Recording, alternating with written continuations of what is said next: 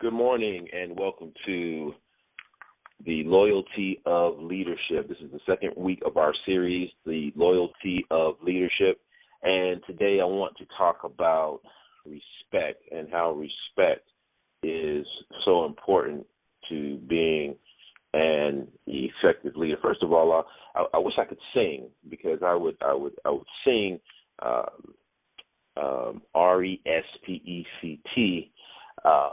But I can't sing, so I will not do that to you guys. But I will take a moment and just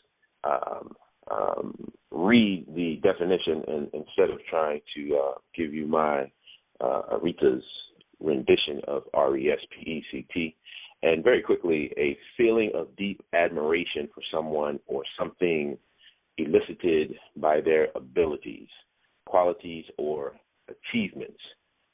Aretha said, RESPECT, find out what it means to me. And it's interesting, she said, find out what it means to me, which means that we would have to, respect is something that we would have to seek out, and it's not necessarily just given to us, but it is so very, very important to leadership. And what I want to do is give you 6 qualities that will help you gain respect with those that follow you. People, they just naturally want to follow leaders that are stronger than themselves, particularly leaders in their vocation or in their sport or in their endeavor in life. They typically just want to gravitate to those that do what they do, that are very, very strong as a leader.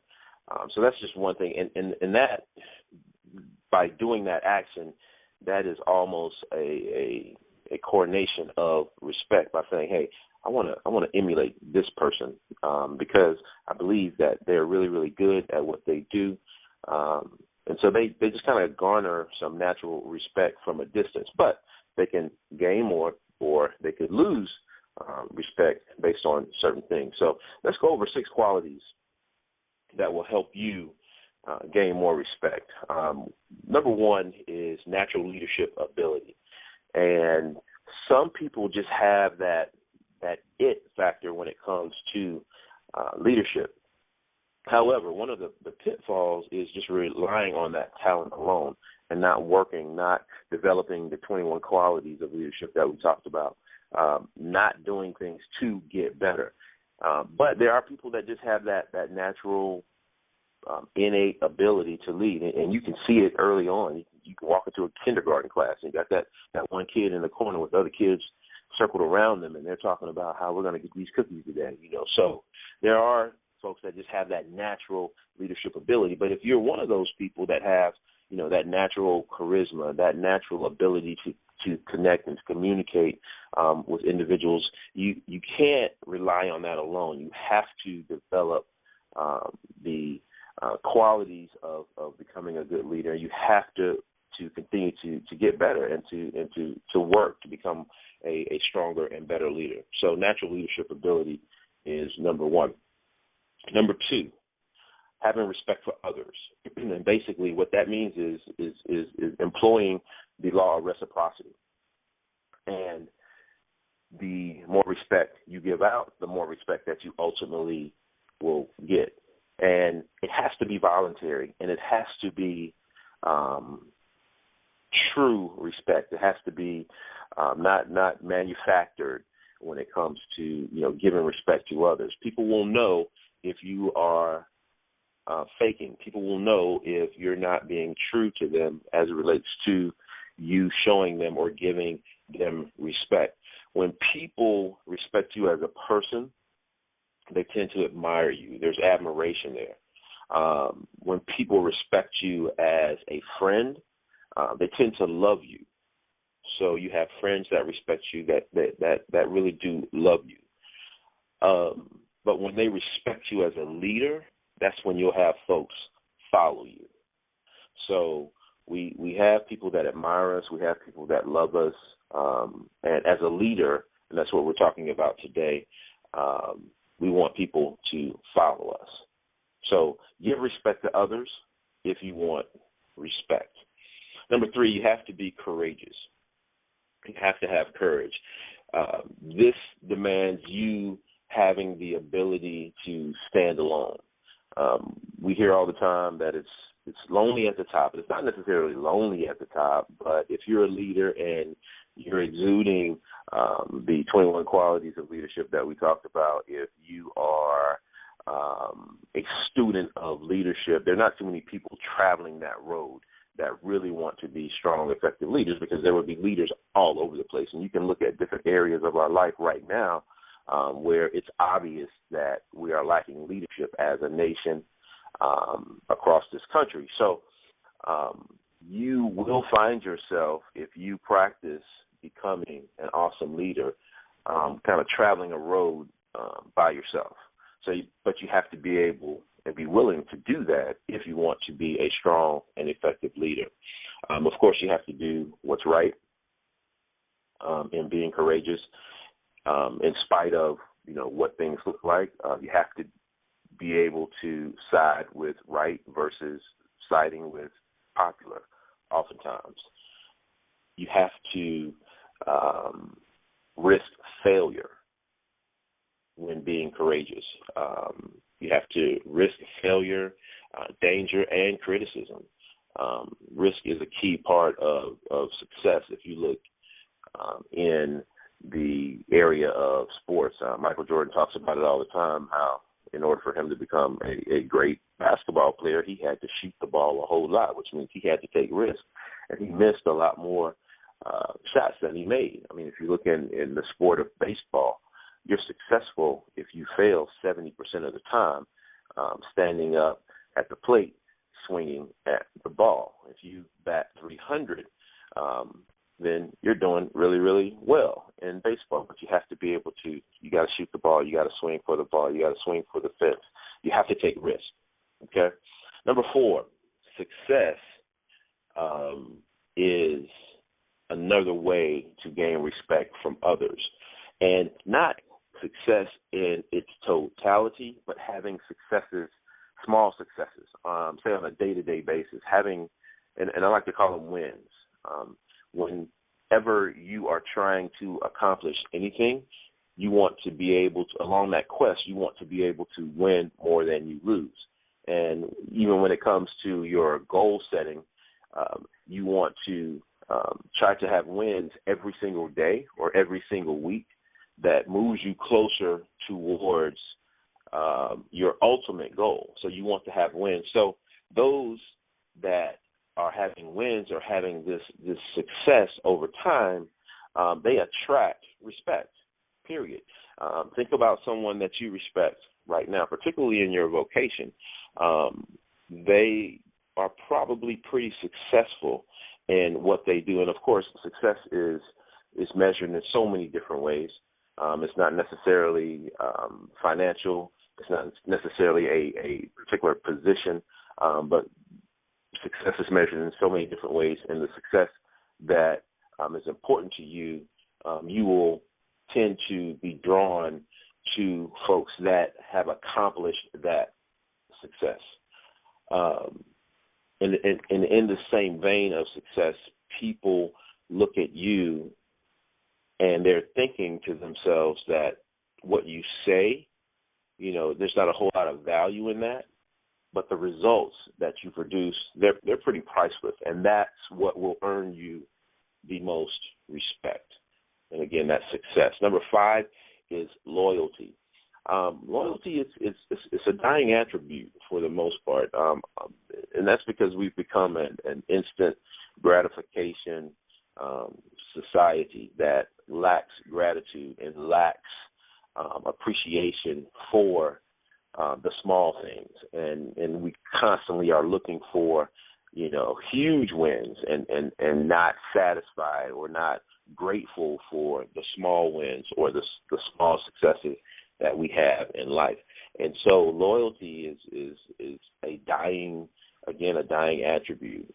Loyalty requires steadfastness. Loyalty requires a period of time. It is a crock pot event. It's not a microwave event.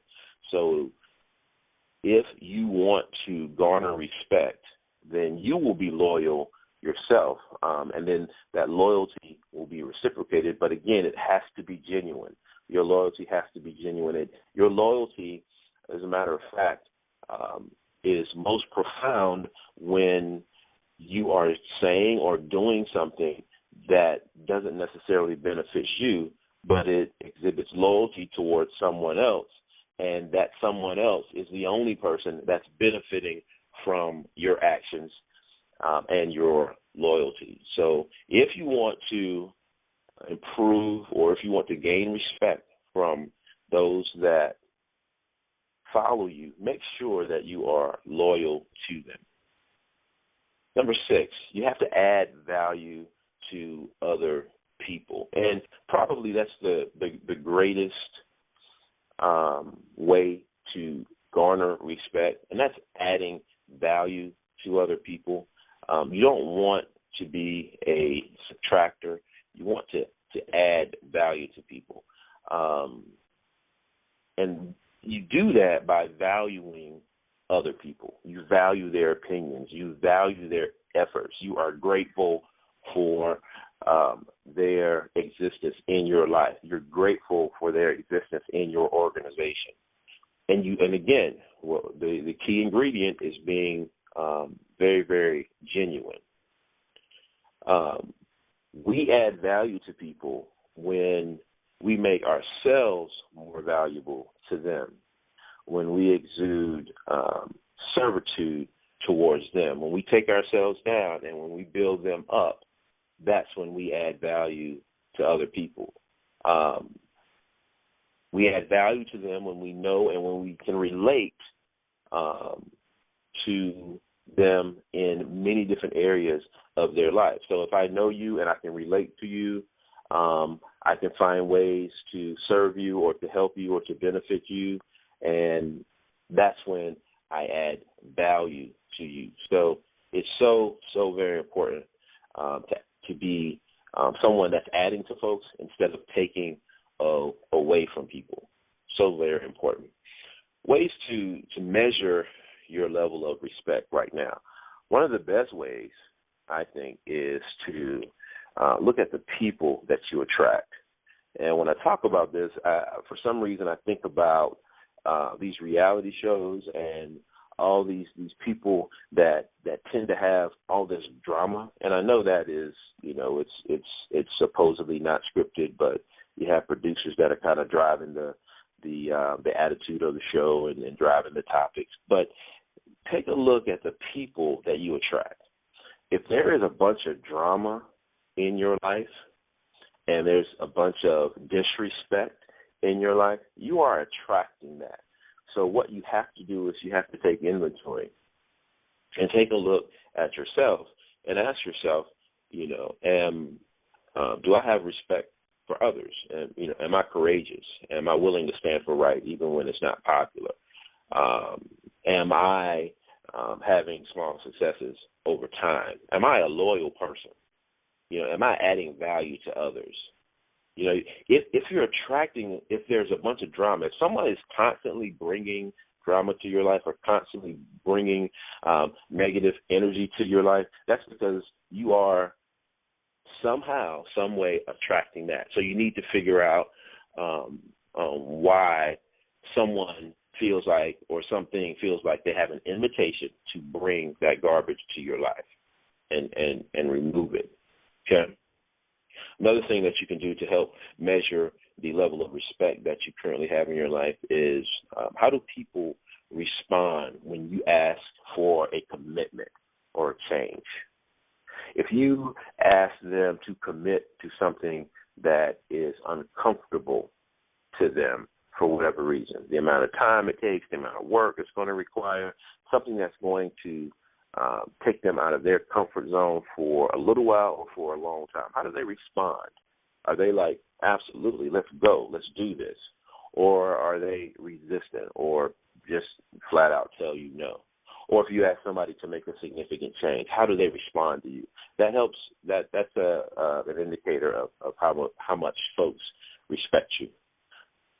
Lastly, I want you to write a purpose statement. I want you to, and I actually suggest that people do something called a truth board. We do vision boards all the time.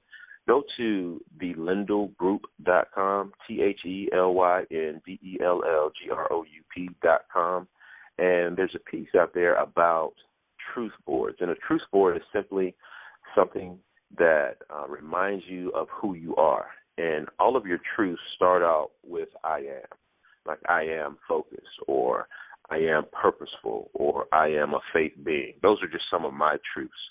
But come up with a purpose statement or a truth board that will remind you of exactly who you are. And that alone will keep a constant place in your head and also in your heart that if you are those things and you are consistent in those things, then you will automatically garner respect from those that you lead.